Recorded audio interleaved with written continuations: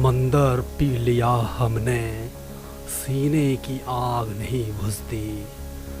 समंदर पी लिया हमने, सीने की आग नहीं बुझती। अच्छे दिन मोतियों की तरह थे, कम वक्त अब रेत भी हाथ नहीं लगती।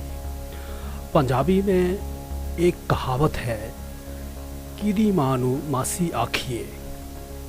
और जिसकी माँ गरीब हो, कमज़ोर हो, तो वह मौसी के पास जाकर दिन काट सकता है। मगर यहाँ माँ है नहीं और मौसी सौतेली है। हम बात कर रहे हैं सरकार बनाम मछुआरों के बीच की। दास्तां हर साल की है और सदियों से यही रीत है। आश्वासन और भरोसे जैसे शब्द अब तीर से भी गहरे घाव करते हैं। मछुआरे पौंग के हों या गोविंद सागर के, उन्हें आप हर बार फटे हाल ही देखेंगे। नियति ऐसी नहीं है कि उन्हें ऐसे रहना पसंद है, बल्कि सरकारी तंत्र ने ऐसी कई पीढ़ियों को झीलों में डुबो दिया जो अच्छा जीवन मांगती थीं। आश्वासन क्या होता है जब धरातल खोखला हो, और मछुआरे का जीवन कौन सा आसान है साहब? सरकार चाहे तो इन बिंदुओं पर भी गौर कर सकती है। अगर 2.5 महीने प्रतिबंध है तो इस दौरान उन्हें बेरोजगारी भत्ता दिया जाए। उन्हें इस अवधि के दौरान पर्यटन गतिविधियों से जोड़ा जाना चाहिए। इसी तरह नौकायन और उसकी अधोसंरचना के लिए इन मछुआरों को आगे लाना चाहिए। अगर 2.5 माह तक वे नौकायन ही कर लें तो बेरोजगारी का हल आसानी से निकल सकता है।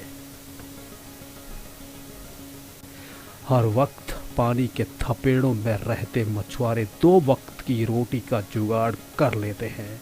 इनके पास घर के नाम पर झोंपड़ियां हैं। साल भर में जब भी मछली मारने पर प्रतिबंध होता है तो मछुआरों को दर दर भटकने के अलावा कोई रास्ता नहीं सूझता।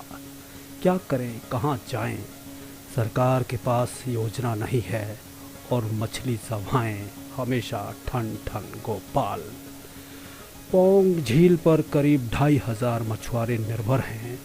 हर वर्ष 2 महीने जब मछली मारने पर प्रतिबंध होता है तो वे सड़क पर आ जाते हैं। अपना मजदूरी वगैरह करके या कुछ छोटा मोटा काम मिल जाए, नहीं तो इसके अलावा कोई भी हमारे पास साधन नहीं है। कभी दिहाड़ी मिलती है तो कभी नहीं।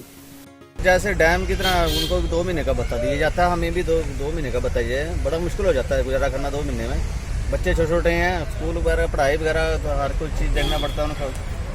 तो हमें भी कितने टाइम से कोई भत्ता नहीं मिलता है। लाइसेंस हम भी कटवाते हैं, लाइसेंस होल्डर हैं। हमारे बुजुर्ग भी ये काम कर रहे थे। सरकार कहती है कि उसने नील क्रांति योजना चलाई। किसके लिए चलाई है? आधे से ज़्यादा मछुआरों को इसकी कभी मुश्क नहीं आई। सबसे खराब हालात तो उन लोगों के हैं जो बूढ़े हो चुके हैं। इन्हें पेंशन चाहिए, जीवन बीमा चाहिए, और सरकार चाहे तो अपनी योजना को कभी धरातल भी दिखाए।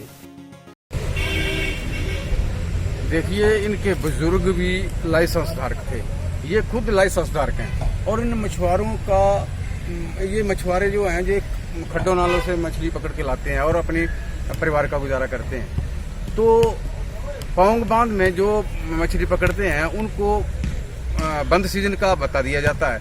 तो हमारी ये सरकार से मांग है कि इनकी आर्थिक रोजी रोटी तो समाप्त हो गई, इनको तो खाने के लाले पड़ गए। ये अपना गुजारा कैसे करेंगे? गरीब आदमी है। तो मैं ये चाह रहा हूँ कि सरकार इनको भी मदद दे, क्योंकि पिछले कोरोना काल में इन्होंने बड़ा संकट से जूझे हैं ये, और इन्होंने इतनी परेशानी उठाई है।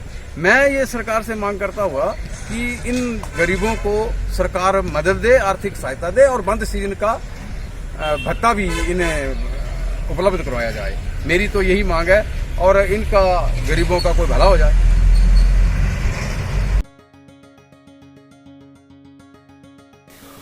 यह थी घर बैठे मछुआरों की कहानी। अगली कहानी के साथ शीघ्र हाजिर होंगे। तब तक देखते रहिए दिव्य हिमाचल टीवी।